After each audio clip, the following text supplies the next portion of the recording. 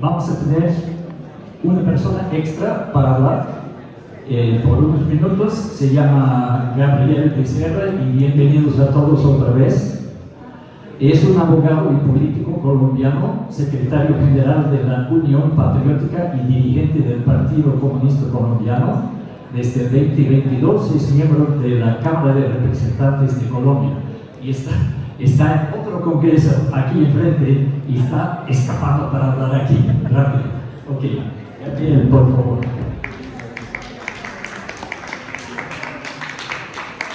Buenos días a todos y a todas. En primer lugar, presentarles excusas.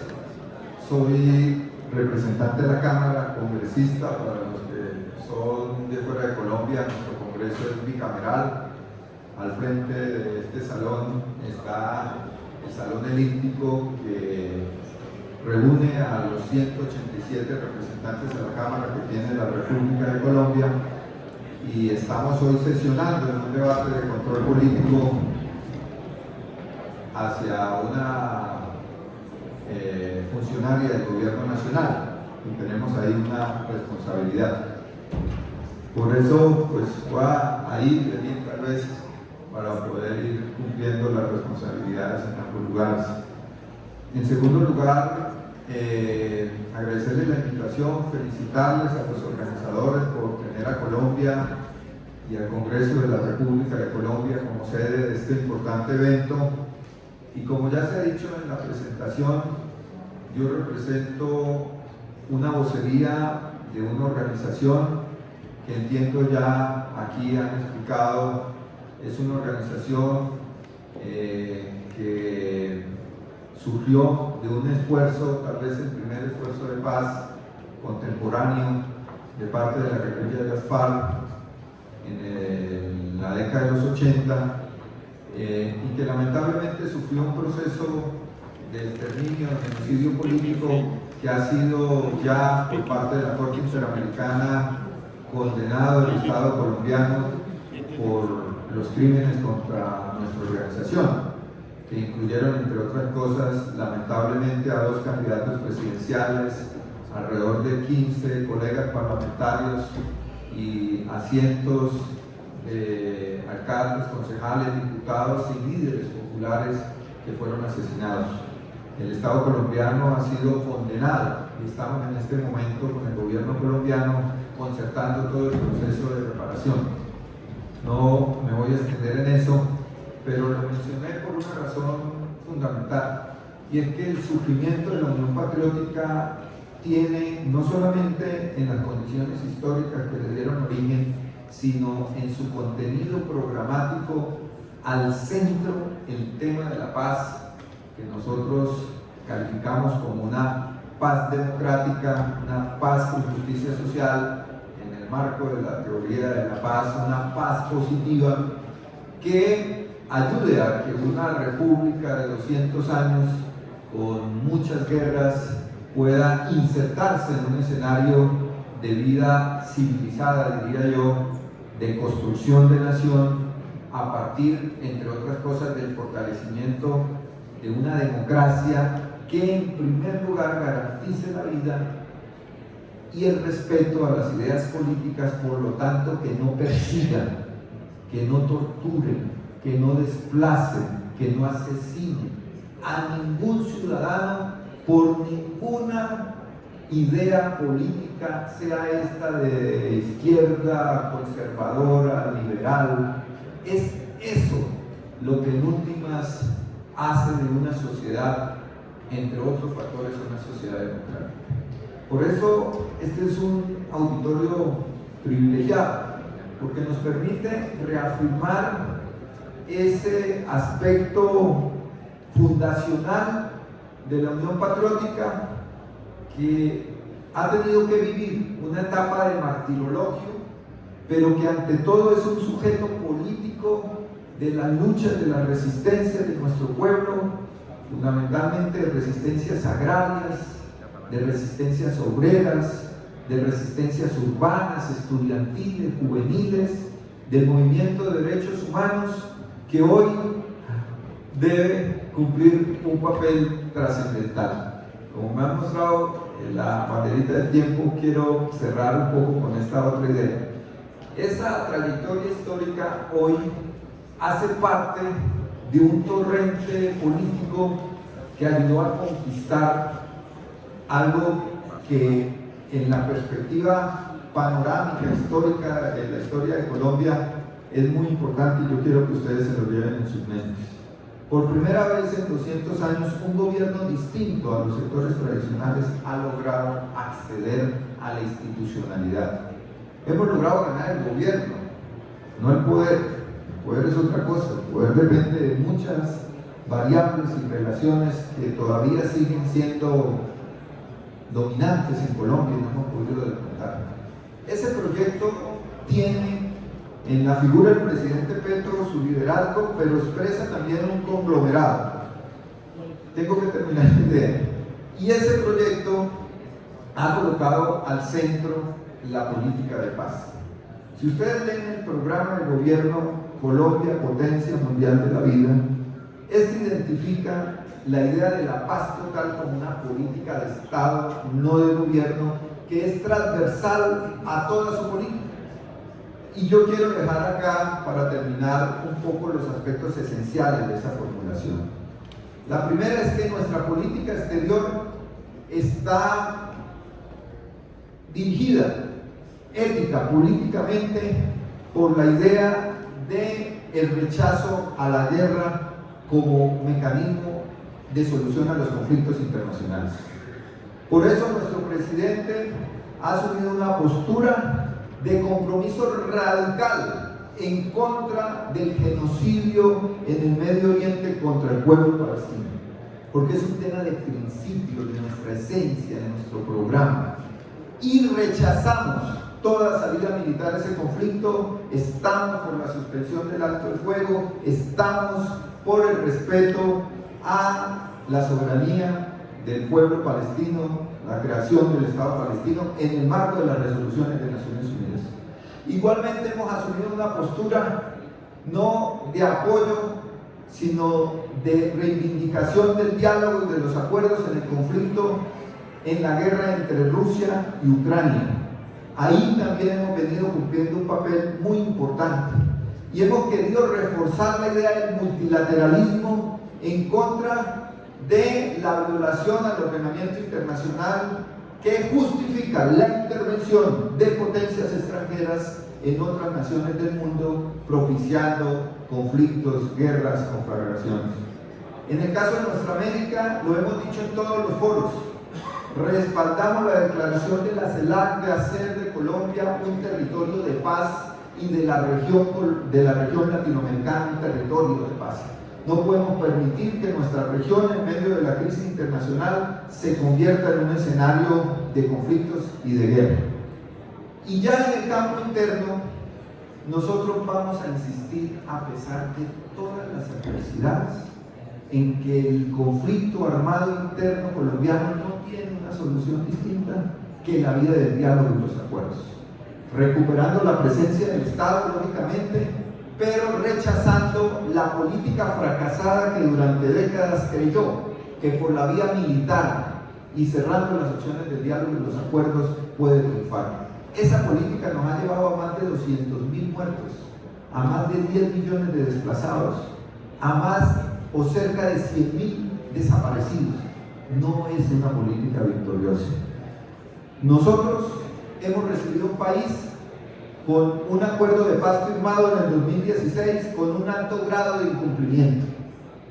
El principal punto es el de la reforma rural integral, y ustedes pueden evaluar todos los informes del diagnóstico del cumplimiento del acuerdo de paz. Ninguno reconoce que ese acuerdo se haya cumplido en aspectos sustanciales.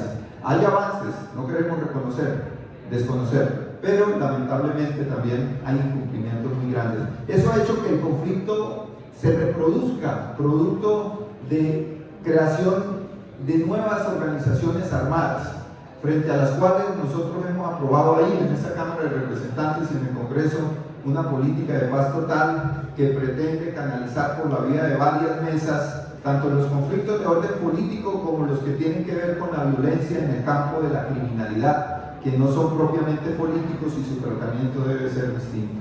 Yo les pido a ustedes, además de agradecerles por su presencia y por poderles socializar estas ideas generales sobre nuestra lucha por la paz, que nos ayuden donde ustedes se encuentren, porque esta política se abra camino, para que ojalá muy pronto ese deseo que tenemos de que por fin haya una generación en Colombia que no haya vivido su espacio vital en medio del conflicto armado y de la guerra sea posible.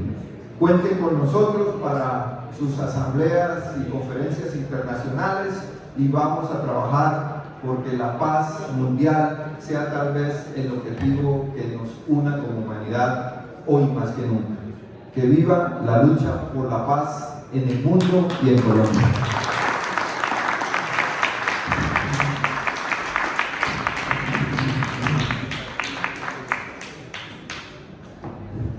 Gabriel, gracias por tomar el tiempo de allá y por platicarnos. Muy amable. Bueno, tenemos nuestro primer plática en vivo online.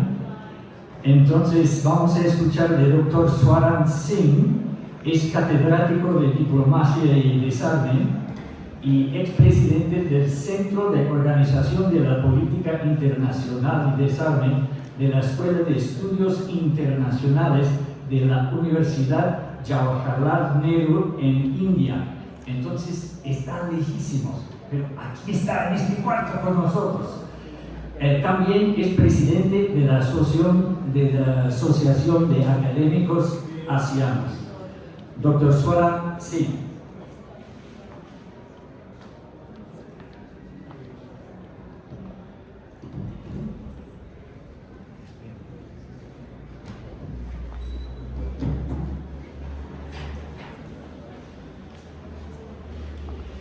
Todos dame unos changuitos, por favor.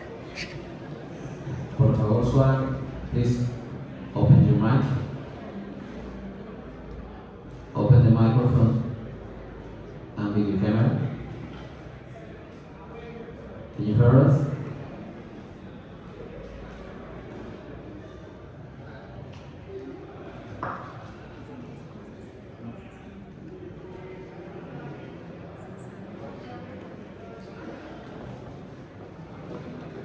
Can you hear me now? Hello? Yeah, we're listening to you. Thank you so much. I'm delighted that I'm able to be heard and be seen all the day in Bogota, in Colombia. My compliments, my greetings from New Delhi in India, and I'm greatly honored to be invited to share my thoughts along with such a large number of esteemed luminaries, public intellectuals and academics on this very important congress on neutrality. I come from a land which has been from civilizational orientation very grounded in the idea of neutrality. India traditionally, in terms of our civilization, has always preferred golden mean approach to life and to foreign policy, which means India never believed in either joining the Eastern Bloc or the Western Bloc when India became independent, and was one of the countries, along with several others, to initiate non-aligned movement way back in 1960. At that time, some of you will remember, Dean Acheson, the Secretary of State of the United States, had called this policy as negative policy of neutrality. And India was trying again and again to explain that it was a proactive policy, it was not a negative policy, it was not escape from responsibilities, it was just to make sure India does not join any military alliance. either in the east or in the west, which means either the United States military alliances or the Soviet Union military alliance. So non-alignment was very central way India viewed the world and engaged with the world. Of course, things have changed now. Soviet Union collapsed. Meanwhile, India is now seen as rapidly transforming society. It is also seen as an emerging economy. So non-alignment has since been transformed to what we now say India's foreign policy is about multi-alignment, which means India seeks to now build partnerships in as many sectors, in as many countries as possible. And therefore, the non-alignment has now come to be described as India's proactive neutrality, which means in situations of war or military competition, India will still not participate on either side. In that sense, India will constantly maintain neutrality, but proactive neutrality because A, India's approach to any given military competition or conflict is not static, it is constantly dynamic and evolving. And second, that India does not disengage with the parties that are in conflict or at war with each other. And therefore, India tries to continue its relationships, of course, clearly focusing on the fact that the conflict can be resolved, war and violence can be mitigated as soon as possible. In recent past, we have seen two important examples of India's foreign policy implementing this proactive neutrality. One in the Russian special operations of the Ukraine war, as we call it, and the second one from October last year is the war between Israel and Hamas. India has had very strong relationships both with Russia on one hand and of course with the Palestinians on the other. Though from 1990s, India has also started engaging seriously and built important partnerships with Israel. So if we look at the first example of Ukraine war, India was under enormous pressure from the United States to join the coalition forces, join that friends and allies of the United States in condemning Russia. And this expectation was clearly from the fact that India and the United States had come closer in about last 15 to 20 years. But at the same time, India historically has been very close to Russia. And Russia also expected India to join the Russian discourse on what was happening in Ukraine. And therefore, help and support Russia's efforts in that sense. But in that time of pressure from both sides, Indian foreign policy has stood very clearly on its ground of maintaining neutrality. Proactive neutrality because India has been one of the important countries to supply humanitarian assistance to Ukraine. India has clearly shied away or avoided supplying any military equipment or in any case supporting Ukraine's war efforts. Similarly, India has also been closely engaged with Russia, but at the same time constantly nudging Russia to mitigate violence, stop violence, and there are two or three important instances which are often cited as examples of India's proactive neutrality when it comes to India's very close relationship with Russia. In September of 2021, in Samarkand, Indian Prime Minister held a meeting with President Putin, and Indian Prime Minister in public view told President Putin that this era is not era of war, which was repeated by at least half a dozen other international leaders and became part of three major declarations, including the G20 declaration. Later, last year, when Indian Prime Minister was invited to G7 summit meeting in Hiroshima, he again said that we should make sure no nation unilaterally is able to transform the boundaries that we already agreed upon. This again had a clear indication of what was happening in eastern Ukraine. So India has, over a period of time, transformed its approach within the proactive neutrality as to how it sees Ukraine war. If I was to give you an example of words that Indian statements have used from Ukraine, India began with saying we are concerned in what is happening in Ukraine, that India said we regret what is happening in Ukraine. Then all the way India asked for international investigation that when the massacre happened, Bucha in Ukraine. So gradually India has also been transforming its approach to a conflict between Russia and Ukraine. Similarly, when it comes to the conflict or war between Israel and Hamas, historically India was very close to Palestinian movement and India had constantly supported Palestinian movement. To give you a simple example, at the time India became independent in 1947 and Israel was created in 1948, Indian leadership had opposed the UN resolution for creation of Israel. So in that sense, India stood very close with Palestinian movement and Palestinian people. But from 1990s, India had also opened up relationship with Israel, which is part of India's multi-line great partnership in that sector with as many countries as possible. And now when the attack happened, India viewed that attack by Hamas on Israelis from the lens of terrorism.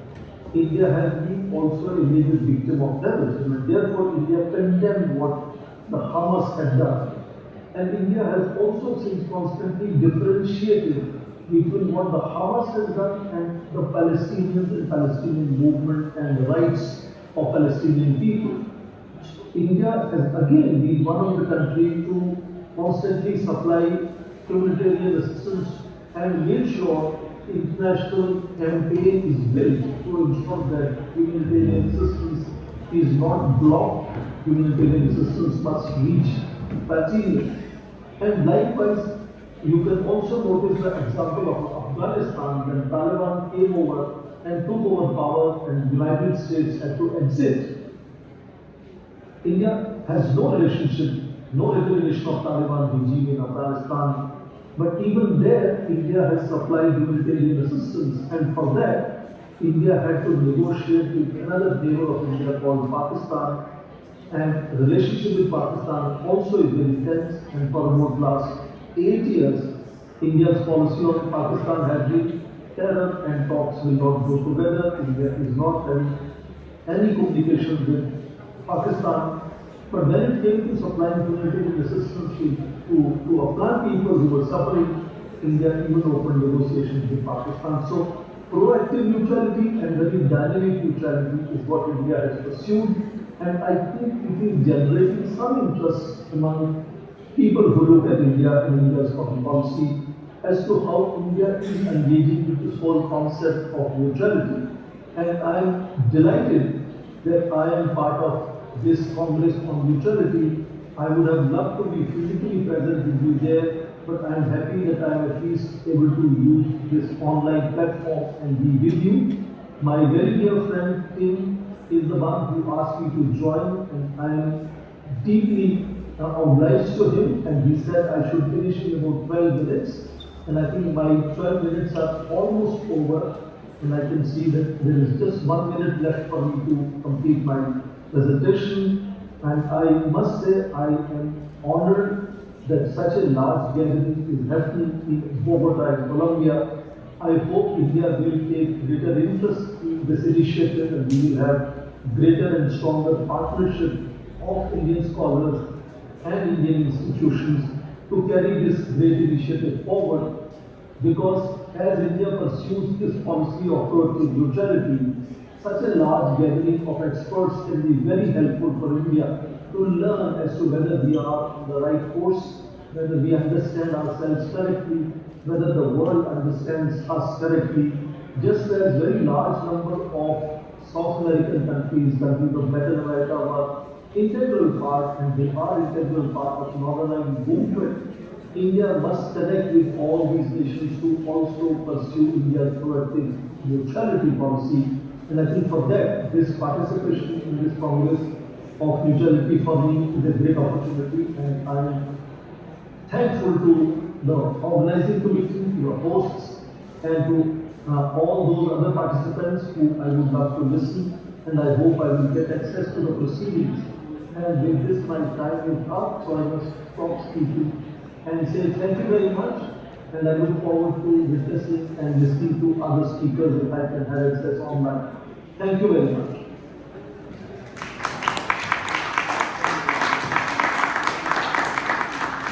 I want to thank you very, very much for taking the time out of your day and to address us. And I have to say that this is our first request for the Neutrality Congress to be a partner, an international partner. And I thank you for that request.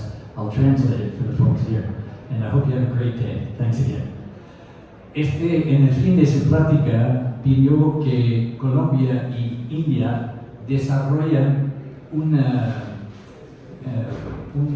que sean socios en explorando la neutralidad como herramienta de paz. Y para el Congreso, este es el primer pedido, el primer día del Congreso, y ya tenemos un pedido internacional de ser socio en explorar cómo usar la neutralidad como herramienta. Y este me hace que mi corazón sonríe. Ya somos la ciudadanía que está haciendo trabajo. Bueno, ya tenemos a Horacio Sevilla, gracias Horacio, es miembro de carrera del Servicio Exterior ecuatoriano y fue embajador en varios países de Europa, América del Norte, del Sur y del Caribe. Horacio, muchísimas gracias.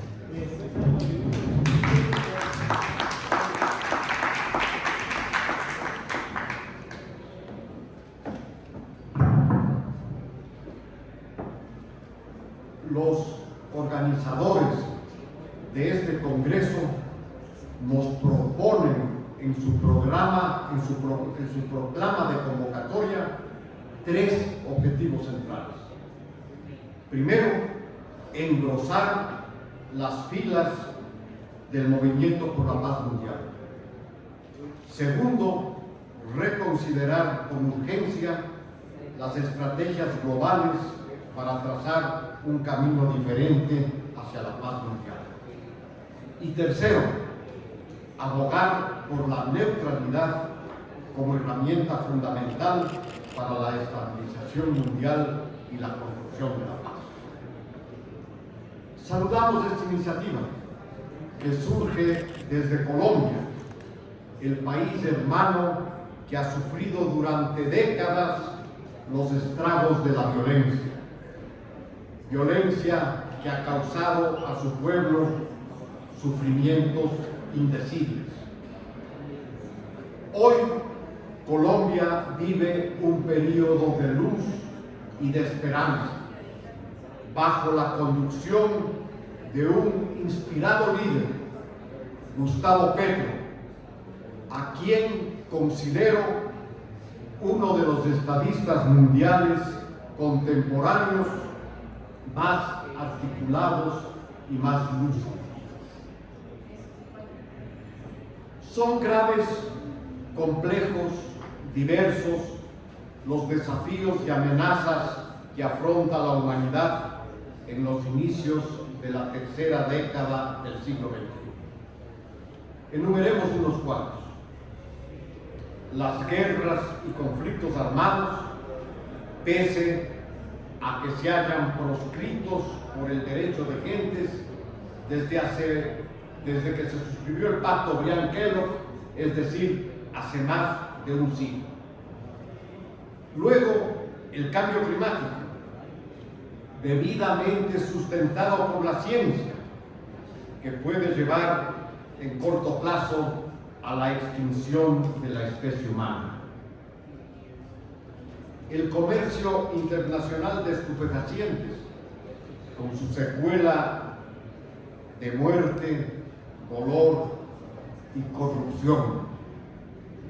Los masivos desplazamientos humanos allende las fronteras nacionales, con corrientes migratorias desordenadas y discriminadas. Las pandemias que diezman poblaciones pese al espectacular avance de la ciencia. Y por fin, la persistencia del sistema colonial, de la discriminación racial, del trabajo esclavo, de la violación de los derechos humanos en varios rincones del planeta. Retomemos el primero de los tres objetivos señalados para este Congreso, es decir, engrosar las filas del movimiento por la paz mundial. Es indispensable que los pueblos del mundo retomen su militancia y se vuelvan a movilizar masivamente en contra de la guerra y en favor de la paz, tal como lo hicieron en otras épocas de la historia de la humanidad. El ejemplo que yo considero más emblemático al respecto es lo que sucedió a inicios de la década de los años 60 del siglo pasado, en repudio y condena de la invasión de los Estados Unidos de América a Vietnam. No ha sucedido, lamentablemente, nada parecido en ese volumen y significado. Digo, no ha sucedido lamentablemente un rechazo similar a acciones militares que han sucedido a finales del siglo XX y a inicios del XXI, tales como por ejemplo en los Balcanes, con la masacre de Srebrenica, o las invasiones a Afganistán, a Libia, a Siria, a Irak, a Yemen, etc. En estos mismos días, el Estado sionista ejecuta en Gaza un genocidio contra el pueblo palestino, uno de los más atroces crímenes contra la humanidad, que se registra en la historia contemporánea. Y también existe una aparente indiferencia general a los dos ya largos años en donde tiene lugar la guerra en Ucrania. Es por consiguiente la hora de despertar, de reorganizarse, de movilizarse. La responsabilidad del mantenimiento de la paz no corresponde únicamente a gobiernos y a organizaciones internacionales. Es deber también de todos y cada uno de los ciudadanos del mundo. Por eso, bienvenida es la iniciativa de que iniciemos desde Colombia este oportuno compromiso con la historia para salvar a la humanidad de los desastres de la guerra. En este Congreso debemos dibujar una hoja de ruta para esta cruzada civilizatoria. El segundo objetivo del Congreso, según se nos propone en el documento, es reconsiderar las estrategias globales para alcanzar la paz. La paz no es únicamente la ausencia de la guerra ni el fin de las actividades militares.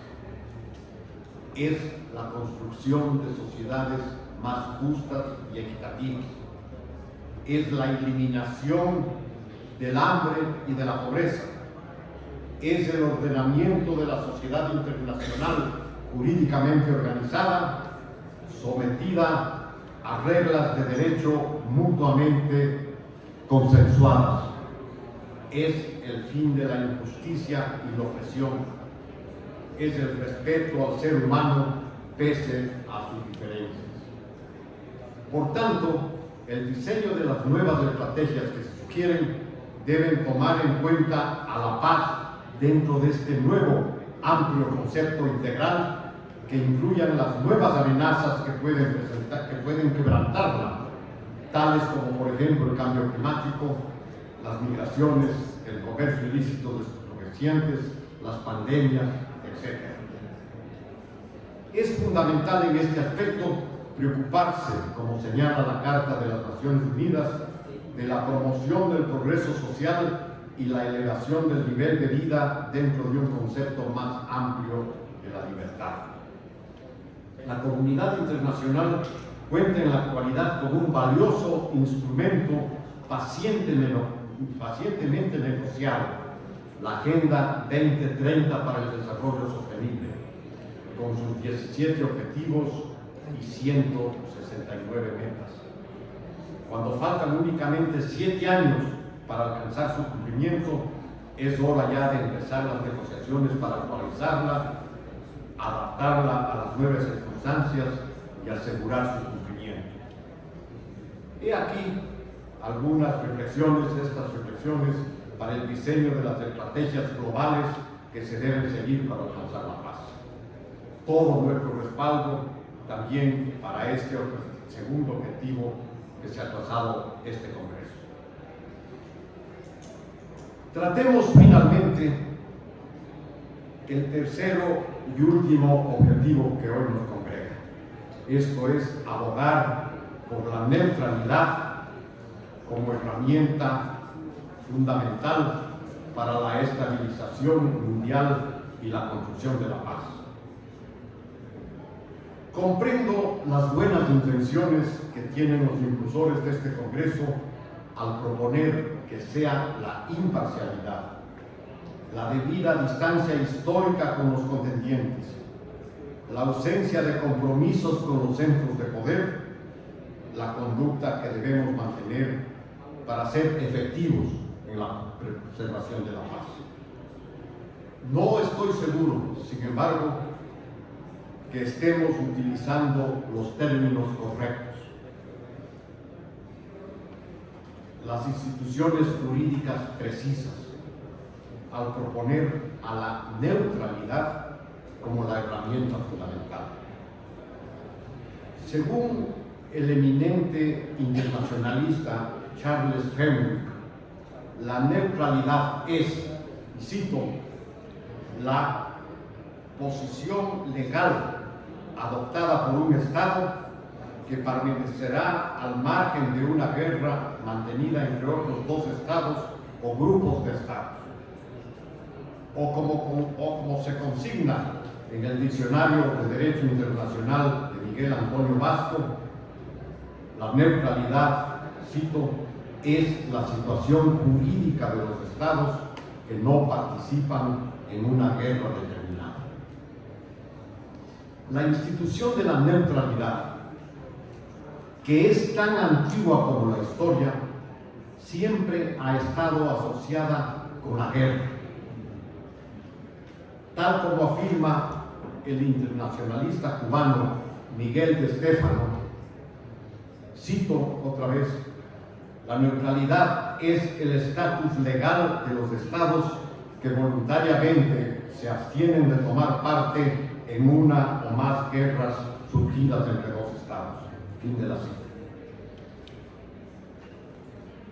Otra cita, esta vez del internacionalista polaco Krzysztof Czarnecki, que sostiene que la neutralidad es un estado vinculado en la guerra y define la posición de los estados que participan en una guerra. Me temo, por tanto, que posiblemente estamos utilizando un término que en la doctrina y en la teoría del derecho no es precisamente el que queremos significar. Probablemente estamos provocando una impresión equivocada. Hemos analizado que los distintos desafíos que existen en la actualidad van más allá de las guerras tradicionales, que por otro lado están totalmente prescritas por la ley internacional vigente, particularmente desde la suscripción de la Carta de San Francisco. El que hace a la guerra es un paria internacional y ya no puede haber neutralidad en ese caso. Creo que tal vez sea más indicado utilizar el término neutralismo en inglés, que a diferencia de la neutralidad implica una actitud política caracterizada en la coincidencia con determinados principios, mientras la neutralidad es una posición ante una situación real o eventual de guerra entre dos estados, con derechos y deberes correspondientes. El neutralismo es una posición que se sostiene en el tiempo a nivel general sin sumarse a ninguna beligerancia. La neutralidad es fundamentalmente un concepto legal internacional, mientras que el neutralismo es una institución, que es la institución que yo favorezco, es un concepto eminentemente político. Y ahí estamos, debemos hacer política. Finalmente, cabe destacar que en tiempos de la Guerra Fría, el término neutralismo, que yo lo promuevo, fue utilizado con características similares con el del no alineamiento, como su manifestación más evolucionada y actual.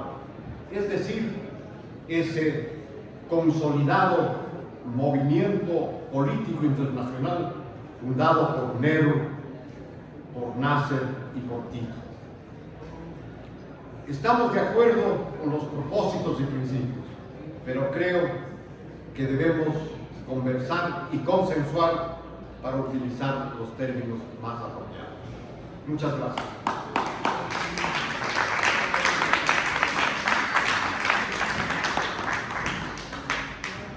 Muchísimas gracias, Horacio.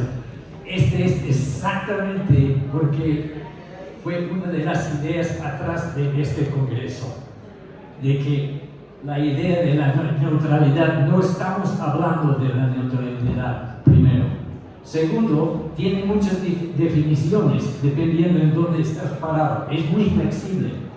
Entonces, lo que queríamos es traer la neutralidad aquí, la vemos y tener fricción.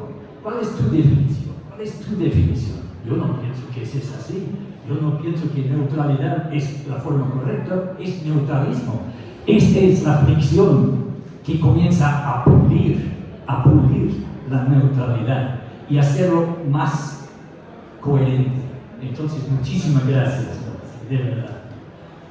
Bueno, la próxima persona viene de un país neutral y ella también lo pondría en votaciones, de Irlanda. Niamh Bryan es coordinador del programa de guerra y pacificación del transnacional, el Instituto Transnacional. Ha vivido varios años en Colombia y en México trabajando con organizaciones de la sociedad civil y la ONU en el ámbito de la consolidación de la paz. ¿Sí?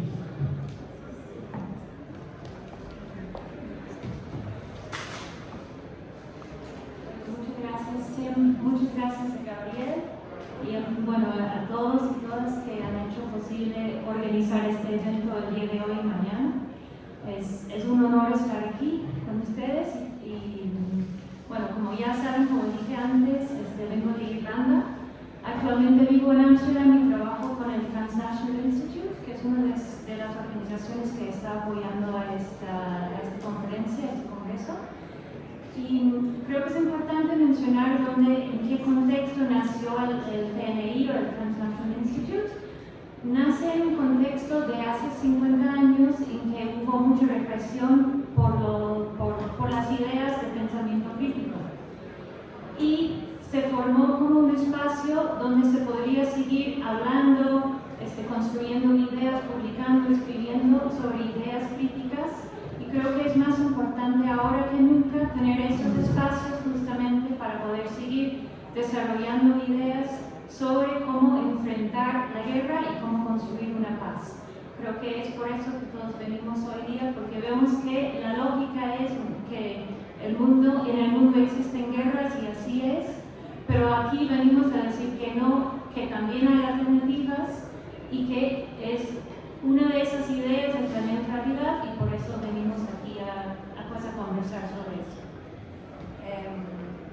Bueno, yo voy a hablar sobre Irlanda, como es el contexto que conozco mejor, y también para un poco entrar en lo que son los ejemplos en la práctica de lo que significa la neutralidad y los retos que también enfrentamos para mantener esa neutralidad, que hay muchos retos para que un país siga siendo neutral.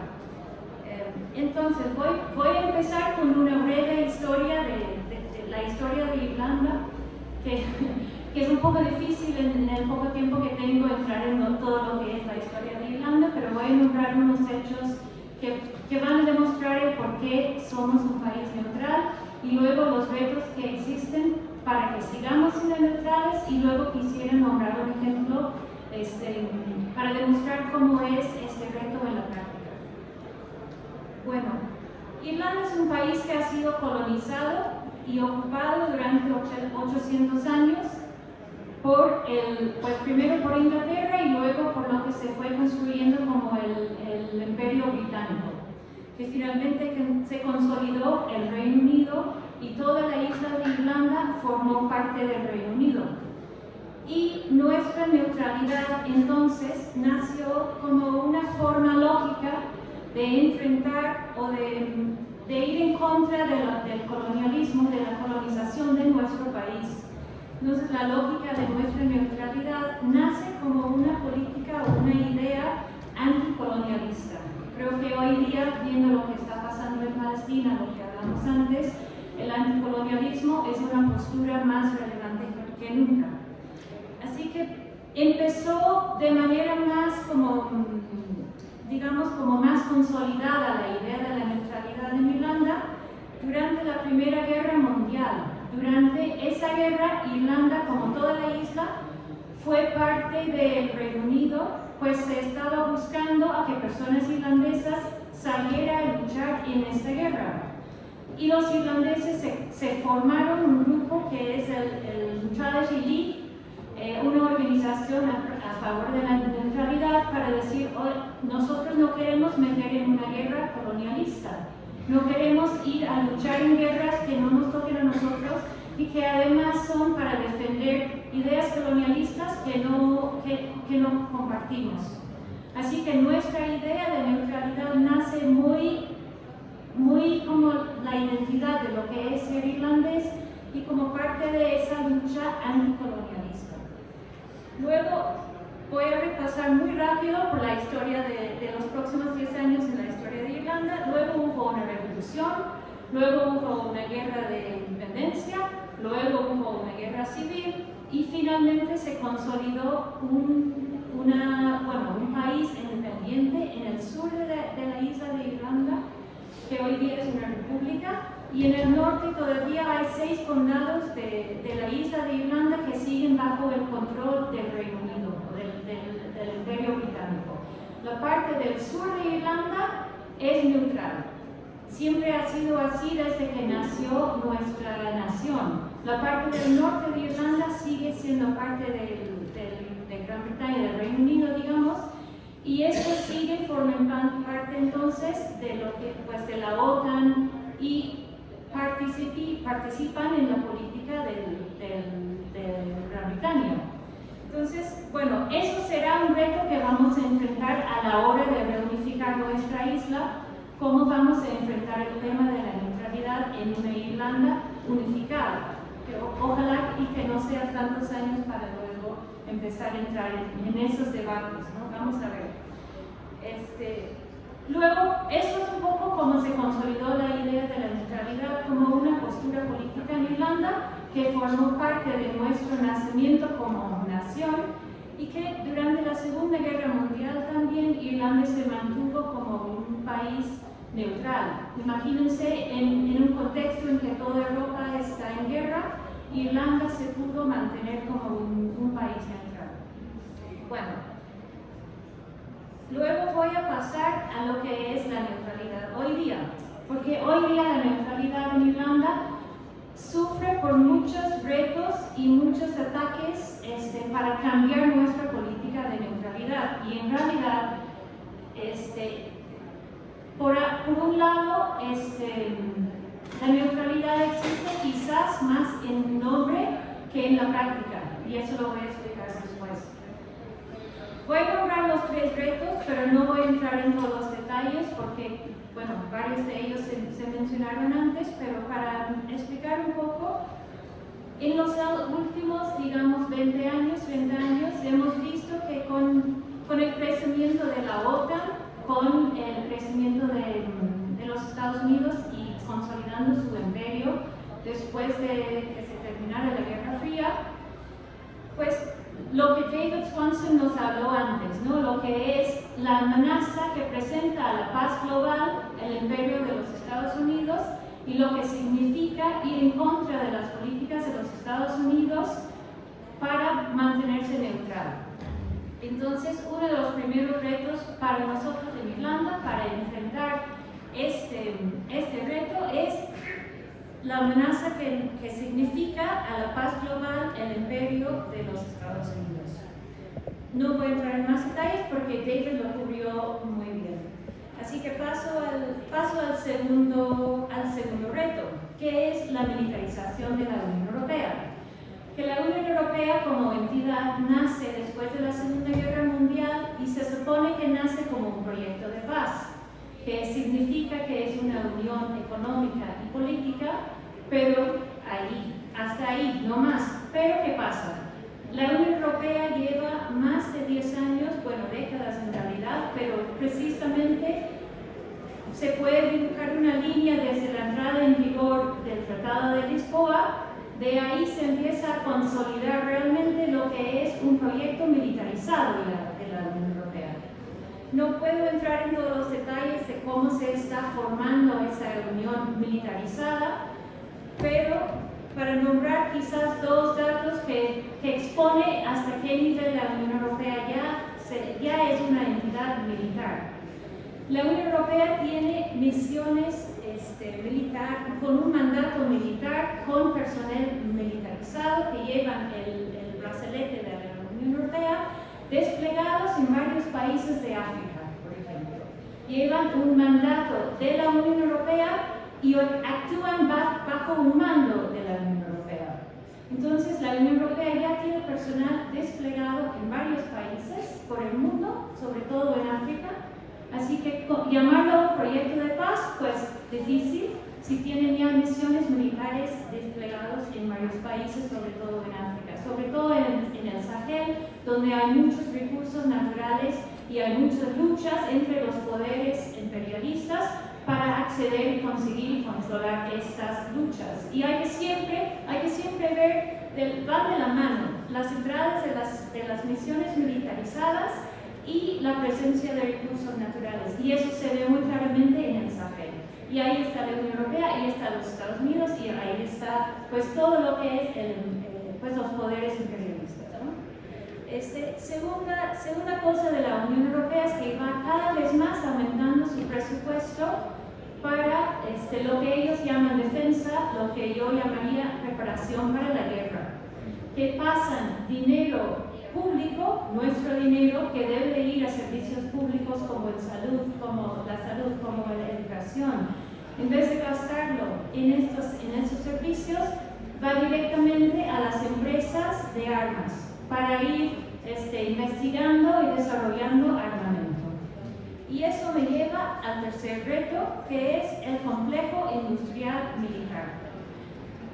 Eso es algo que vemos cada vez más y realmente nos pone a cuestionar hasta qué punto o no funcionan nuestras democracias para nuestros intereses, o si no, más bien es para apoyar y para aumentar los intereses de las empresas privadas. Porque si vemos lo lucrativos que son esas empresas, lo provechosas que son, o lo que sacan, el beneficio que sacan a nivel financiero de la guerra, y luego vemos el acceso que esas mismas empresas tienen a nuestros representantes políticos, hay que ponerse a cuestionar hasta qué punto o no realmente nuestra democracia representa a nosotros o representa a las grandes empresas, y en ese caso empresas de armas. Para terminar, quisiera mencionar un ejemplo práctico en Irlanda, que es el aeropuerto de Shannon. Yo soy de County Clare, que es en la costa oeste. Mi casa está, no sé, 20 minutos del aeropuerto de Shannon, del aeropuerto. y me da muchísima rabia regresar a mi casa y escuchar volar por encima aviones del ejército de los Estados Unidos que aterrizan en el aeropuerto de Shannon, que se supone que, como les dije, Irlanda es un país neutral, pero llevamos años permitiendo que el ejército de los Estados Unidos pueda acceder a nuestro aeropuerto en Shannon.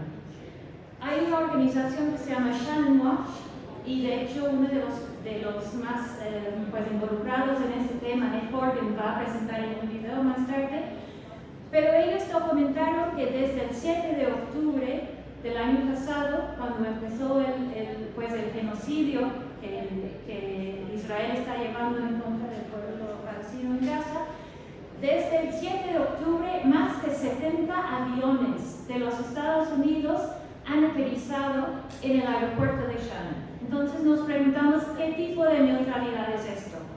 O sea, qué tipo de neutralidad es si permitimos que el ejército estadounidense pueda utilizar nuestro aeropuerto en Irlanda para ir quizás de pronto a dejar armamento. Es que no sabemos qué hay dentro de esos aviones, porque nuestro gobierno nos dice, no, es que el gobierno estadounidense nos dio su palabra de que en esos aviones no hay armamento, así que todo bien. Y nosotros tenemos que creer esto. Pues perdón, pero el gobierno de los Estados Unidos actualmente y nunca, la realidad, me ha generado mucha confianza. Así que bueno, eso es un poco para mostrarles el ejemplo de lo que es la neutralidad desde la historia, en la práctica, los retos que enfrentamos, y luego lo que es hoy día el uso del aeropuerto de Shannon, pero que ya viene así, o sea, durante la guerra de Irak también aterrizaban y pasaban por el aeropuerto tropas de los Estados Unidos. Quizás para terminar mencionando el pueblo palestino, porque como les dije antes, tenemos que siempre nombrar el pueblo palestino. El sábado pasado entraron activistas en solidaridad con el pueblo palestino a la pista de aterrizaje del aeropuerto de Shannon cuando llegó un avión de los Estados Unidos. Entraron con la bandera de Palestina y se solidarizaron con el pueblo palestino a través de este acto. Luego los llevaron a la corte, ahora van a enfrentar cargos por entrar en la pista de aterrizaje con un avión ahí de los Estados Unidos.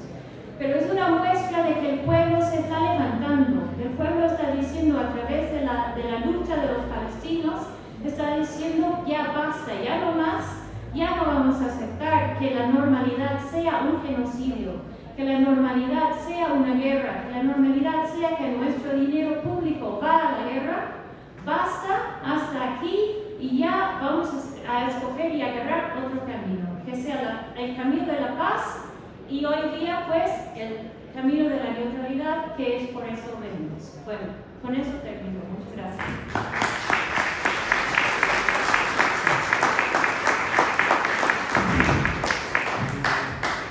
Gracias, Nil.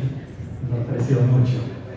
Otro ejemplo del corazón y del poder que está atrás de este neutralismo.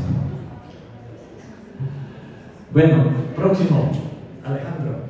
Alejandro Comente es un politólogo con magister en Derechos Humanos, investigador y docente universitario, parte de la Red Interuniversitario por la Paz, Red y Paz, y Grupo Cabilando, quienes nos ayudaron mucho a organizar este congreso, Cabilando, y miembro del Partido Comunista de Colombia.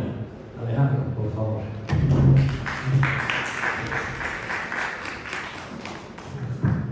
Bueno, muy buenos días. Agradecer a los organizadores, al espacio también de que el Congreso hoy sea un recinto también para hablar de neutralidad. Esta ponencia tiene como base el texto que escribimos con el docente Alfonso Suazpi titulado Antioquia, Laboratorio y Expresión Regional de Movimientos Armados y Posacuerdo en Colombia. Vamos a abordar las formas en las que en Colombia se han militarizado los campos, las zonas rurales y las ciudades, y ha sido parte de una estrategia que nosotros hemos ayudado a categorizar, que denominamos las formas de la acumulación por despojo en Colombia, las formas en las que un grupo de élites, en el caso particular de Antioquia, élites políticas ligadas a un empresariado, ligadas a grupos económicos que nosotros hemos llamado criminalidad corporativa, han usado la militarización de los territorios legal e ilegal para generar, uno, acumulación por despojo, esta categoría es del profesor Renan Vega Cantor; dos, desplazamiento de mano de obra barata e imposición de lo que llama también el profesor Estrada Álvarez los derechos del capital en los territorios. Ya vamos a ver este fenómeno cómo se desarrolla. Y tres, la militarización como un instrumento político contra la sociedad civil organizada, funcional esta, legal e ilegal, al status quo.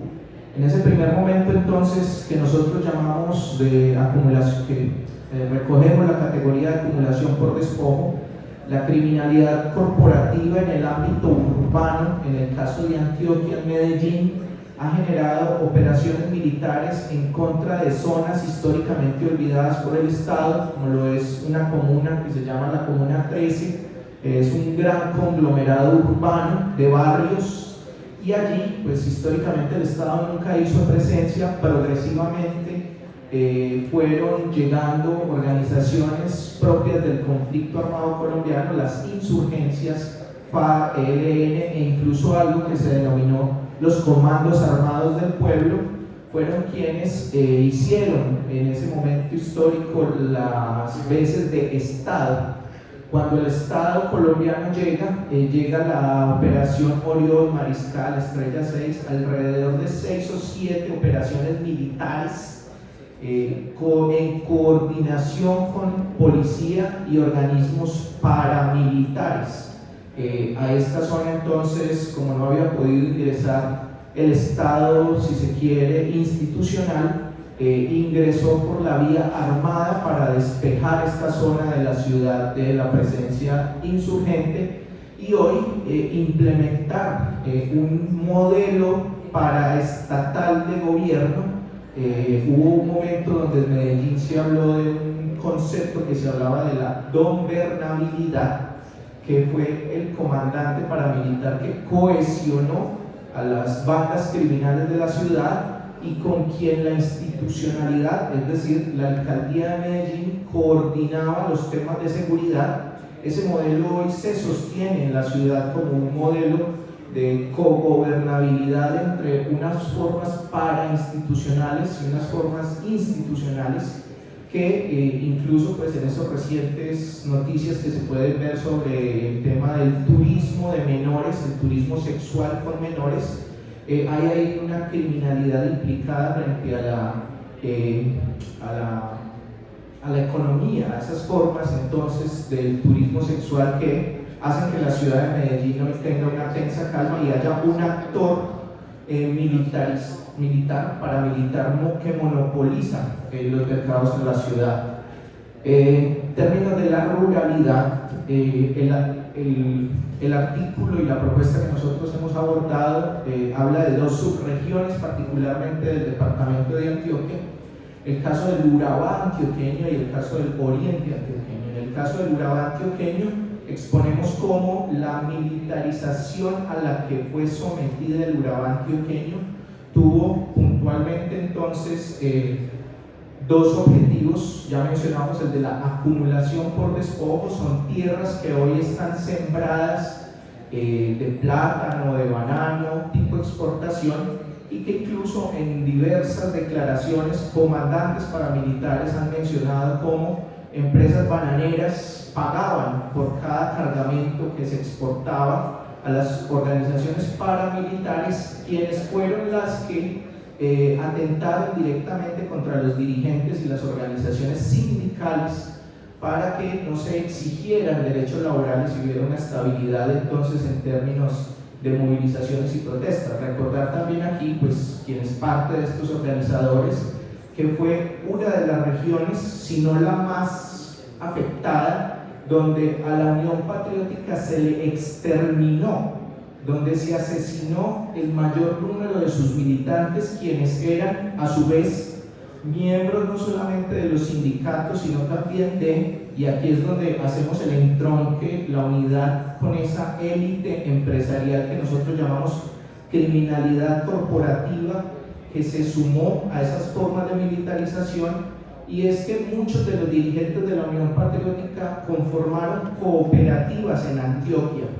Particularmente en el Urabá antioqueño tenemos el caso de una cooperativa de cacaoteros que se negaron a venderle cacao a la Nacional de Chocolates, porque esta cooperativa ya tenía la posibilidad de exportar por sí misma.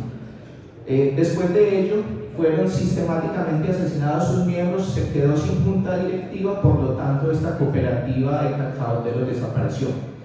En el Urabá también hubo entonces todo un proceso de apropiación de esas alcaldías que se habían ganado por parte de la Unión Patriótica, y hasta 1991, donde en este país se instalaba la constituyente y se abría un nuevo espacio de participación política, fue también cometido este genocidio. El oriente antioqueño lo podemos hoy unir a esa forma también económico-política de la generación de energía. Allí tampoco el Estado nunca hizo presencia, había presencia del ELN y de las FARC.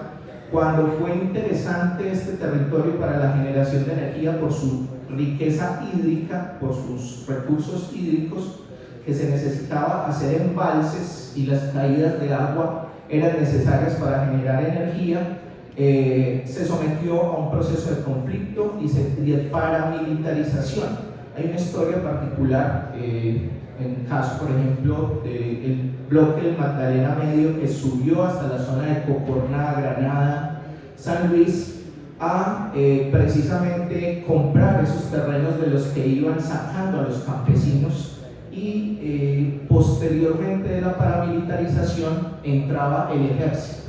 Esto ha sido entonces parte de lo que hoy queda en el oriente antioqueño, de que se desarrolló todo ese proceso de limpieza, incluso del movimiento político que llamamos Movimiento Cívico del Oriente, que logró, así como la Unión Patriótica, generar procesos sociales que se tomaron las alcaldías y los consejos de los municipios del oriente antioqueño, generando procesos políticos de desarrollo endógeno.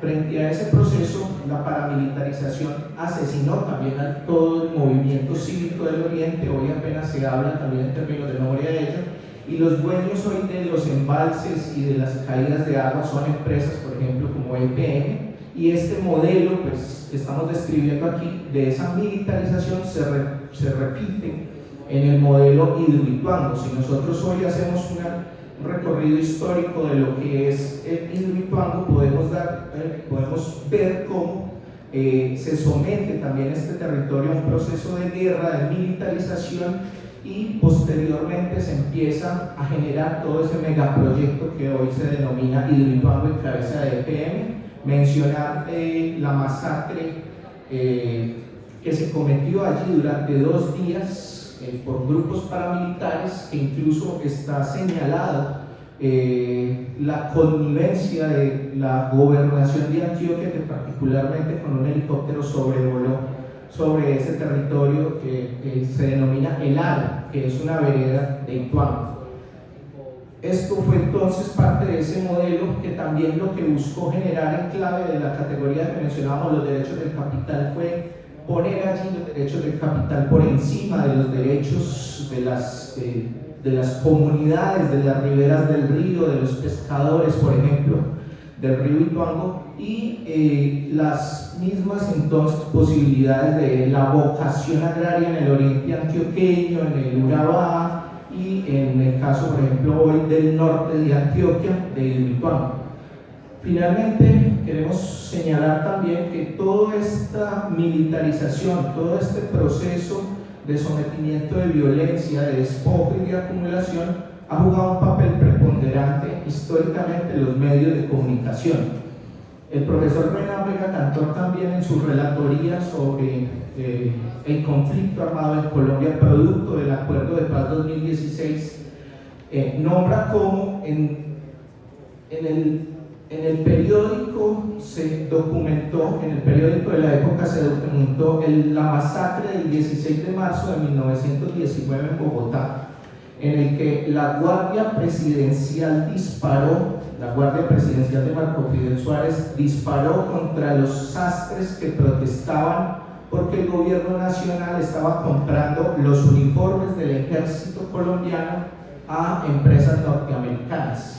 Dijeron en ese periódico o el periódico del día siguiente, Mentiras al Aire, que lo que hizo la Guardia Presidencial fue disparar al aire y que en medio de esos disparos habían salido heridos los obreros.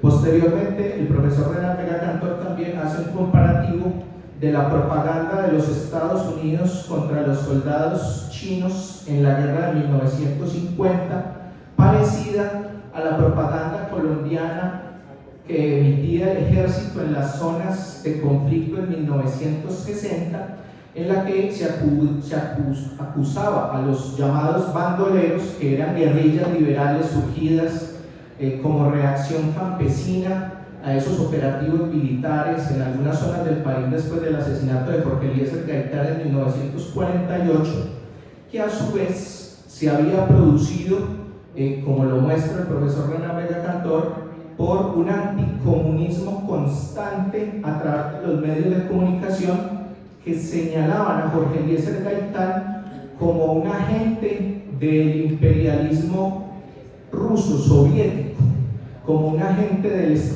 estalinismo en Colombia para generar violencia.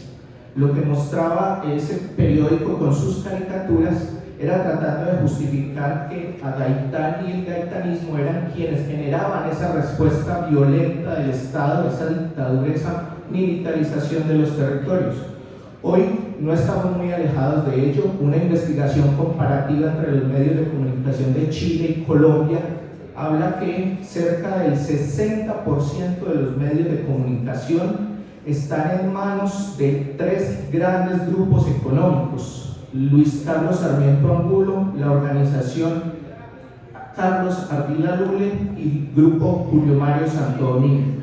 Finalmente, queremos mencionar que mucho también de lo que hoy está pasando con este gobierno es la posibilidad de abrirnos a la memoria y a la neutralidad y a la capacidad también de cerrar un ciclo de violencia que ha sido, insistimos, profundizado por unas élites económicas que nosotros llamamos criminalidad corporativa, a las que están ligadas algunas formas de otra investigación que desarrollamos del ejército, que se ha olvidado del honor militar que deben tener las fuerzas militares nacionales y que se prestaron para asesinar incluso esa cifra de 1.600, de los 6.402 mal llamados falsos positivos, que es lo único que hemos sabido, porque la Jurisdicción Especial de Paz dijo que es un informe parcial de esa máquina macrocriminal, de esa máquina que ha estado funcionando, militarizando campos y ciudades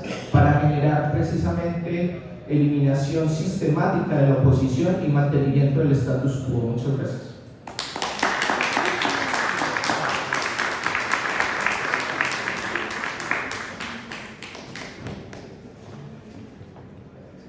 Caramba, Alejandro, gracias. Mi taza de capacidad está lleno de tanta información en esta presentación. Gracias. Aún ya es las 12:30 y dice que terminamos. Tenemos 2 videos de 5 minutos cada uno más antes que parar. Pero son buenas, en mi opinión, porque uno viene de Abosede Alagi, de Nigeria. Es una persona como nosotros, una persona normal en el día que tiene trabajo. Es directora general de Wabos Autocare, cuidado de autos, y miembro de la comunidad de Paz, donde vive, y también es miembro voluntario del grupo de apoyo de la Fundación Tríos para el Desarrollo Humano de Nigeria. Entonces es una persona que está trabajando dentro de su comunidad para la paz. y ella nos va a hablar de un poco de qué pasa por donde vive ella.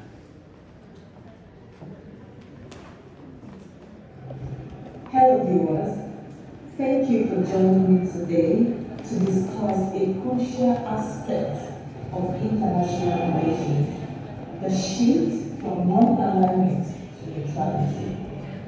In a world marked by geopolitical dynamics, it became highly imperative for nations to carefully navigate their position, to safeguard their interests and maintain stability. Non-alignment was a diplomatic strategy that was adopted by many countries during the Cold War. The Cold War was a period of geopolitical tension between the United States and the Soviet Union and their respective allies. The tension started in the year 1947, after the end of World War II, and lasted until 1991. Non-alignment aimed to promote independence and autonomy, allowing nations to pursue their interests without being entangled in the conflict between superpowers. It was born out of the recognition that aligning by one side would lead to unwarranted entanglement and jeopardize sovereignty. However, as we reflect on today's global landscape, the concept of neutrality emerges as a contemporary alternative. It involves a deliberate choice to distance oneself from partnerships or alliances that may compromise the nation's ability to maintain their unbiased stance. The shift from non-alignment to neutrality is not about isolationism, but rather a strategic recalibration of foreign policy. It would be a great benefit if African countries can adopt the concept of neutrality because it brings respect from international communities, positioning African countries as impartial actors committed to stability and cooperation. Knowing fully well that our world is marked by diversity, we must strive and embrace world peace. Okay. Neutrality is an unbiased stance and it remains the cornerstone for fostering understanding and collaboration among nations. As we navigate the complexities of international relations, let us always remember that unity and diplomacy can bridge divides. By adopting the concept of neutrality, we can pave the way for open dialogue and resolutions to conflicts. Our shared goal should be to create a world where differences are being appreciated and celebrated, and not contested. Neutrality encourages us to appreciate different perspectives, fostering an environment where cooperation triumphs over discord. Let us collectively commit to building a world that is free from animosity. Through neutrality, we can sow the seeds of peace that would germinate and bear good fruit for generations to come. Let us strive for a harmonious global community where every voice is heard, where every nation is respected, tell you, that change begins with me, begins with you, and begins with everyone. Thank you.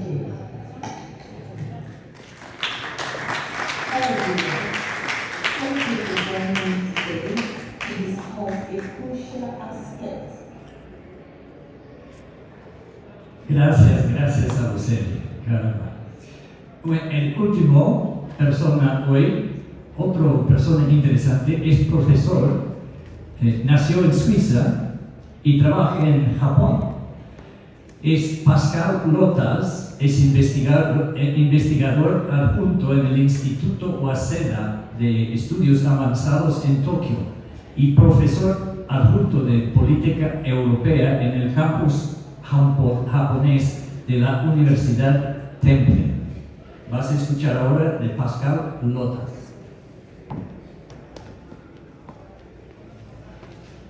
Greetings to everyone in Bogota at the Neutrality Congress. My name is Pascal Lotas. I'm an Associate Professor for Neutrality Studies at Kyoto University in faraway Japan. I congratulate you all for having gathered to discuss this extremely important and timely topic, which has so much potential to support peace. I was asked to speak about strengths, weaknesses, opportunities and threats, advantages and disadvantages of neutrality. And although I would love to talk to you for 2, 3, 4 hours about this topic, I will pack all I have to say into 5 minutes, because there is really only one thing that you need to understand to then deduct all the problems and opportunities of neutrality yourself. You only need to understand what it means to be neutral.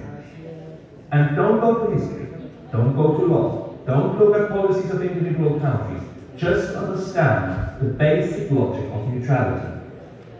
Being neutral doesn't at all mean doing nothing. It usually means the opposite. You usually have to do a lot in order to maintain an independent position. So, conceptually speaking, neutrality is anywhere and everywhere a reaction to conflict. Neutrality is anywhere and everywhere a reaction to conflict in one way or another. What I mean with that is that the logic of neutrality dictates this. One of the usual mistakes is to think that neutrals, when there is a conflict between anyone, a country, two countries, two people, two organizations, between B1, belligerent 1, and belligerent 2, when there's a conflict between them, then the neutral kind of sits in the middle, right? The famous the weighing scale, and the neutral is somewhere in the middle, like weighing. This is a bad picture. Do not imagine neutrality as this, because it will lead you astray. Imagine neutrality as a neutral actor, as the third part in a triangle. Because the conflict between the belligerents, that one will go on whether or not there's a neutral.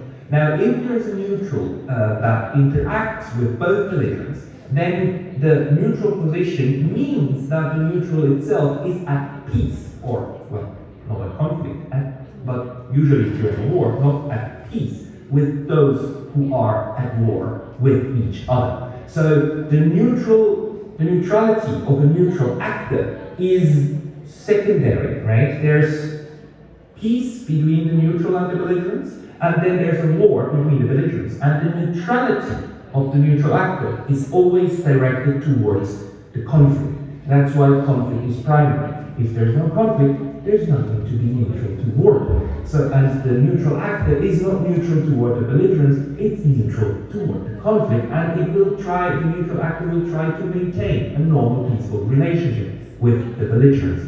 Now, this also means that the neutral actor is in fact not part of the primary conflict, but it is part of the entire conflict constellation. It is somehow related to the conflict that's going on, although not directly involved in it. Imagine how you would react if you had a man in the moon, and if the man in the moon sat on the other side of the moon and looked out into the void of the universe and had never heard of Russia or of Ukraine or of a war going on between them. The man in the moon, we wouldn't call that thing, that person, a neutral actor. The man in the moon would just have, by virtue of not knowing anything about the conflict, would just be outside of everything, but it would not be neutral. In order to be neutral, you need to have knowledge of the conflict, and you need to have taken a position. And the position is your own, your position, and not the position of one of the belligerents. If you do that, if you side with one of the two, an ally, and you will fight. So in terms of the Thucydides, neutrals are friends to all and foe to none, foe to nobody, or in Twitter terms, something is hashtag not my war. I will remain on my own side, and I will choose my policies myself. So from this you can then deduce all of the problems that follow. Without conflict, no neutrality. It means that if you are a neutralist, you accept the fact that conflict and wars exist, but you choose not to engage with the conflict, not to pick a side, but to remain on your own side, which then also means that neutrality allows for the continuation of peaceful relationships while accepting that there is a war and a war relationship. And the neutral in a conflict will always be attacked by both sides. B1 and B2 will always tell the neutral, why are you not supporting us? Not supporting me means supporting the other one, you're me. So the neutral will never be on the winning side of the war. But if neutrality is being played well, you will also never be on the losing side. But nobody will love you.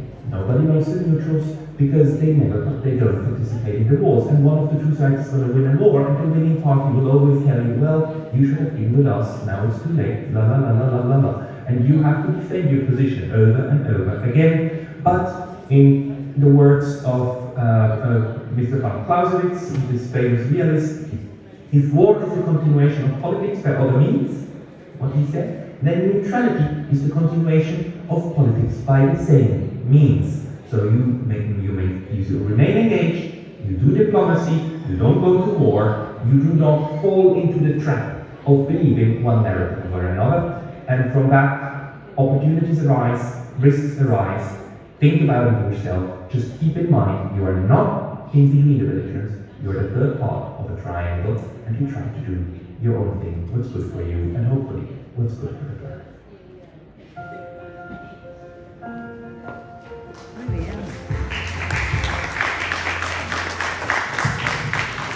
Pascal is a very, very interesting speaker, all the time.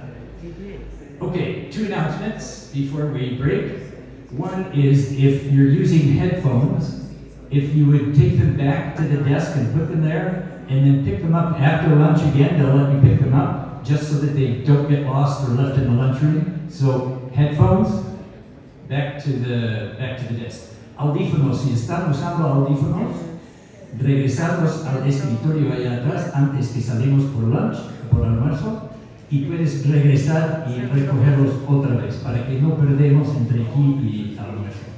Y por favor, yo sé que estamos un poco tarde y tenemos supuestamente hasta las 2:30, pero no sabemos si que va a realizar, pero tenemos un poco de sorpresa, puede ser en la tarde, entonces vamos a quitar media hora del almuerzo y regresan aquí a las 2.